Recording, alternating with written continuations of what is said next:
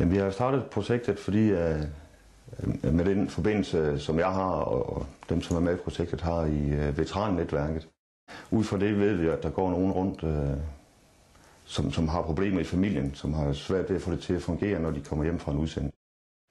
Og det kan afspejle sig både på den enkelte veteran og rundt i familien til de enkelte familiemedlemmer. Jamen, jeg var udsendt første gang i 92, og 94, og 96 og nu her i 2012. Så det er den baggrund, jeg selv har med min egen udsendelse. Og i den forbindelse har jeg kontakt til en del veteraner og læser selvfølgelig om noget rundt omkring. Hører fra forskellige steder. Ja. Og selvfølgelig også viden om, at det militære system har nogle tiltag, som hjælper de forskellige veteraner. Men det, der er lidt specielt ved vores projekt, er, at vi tænker hele familien med veteranen som udgangspunkt.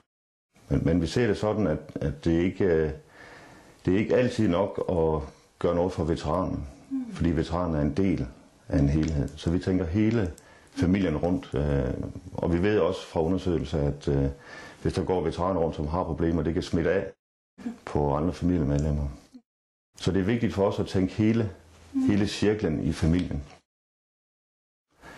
Så det vi gerne vil ud og støtte og hjælpe dem, som har brug for det.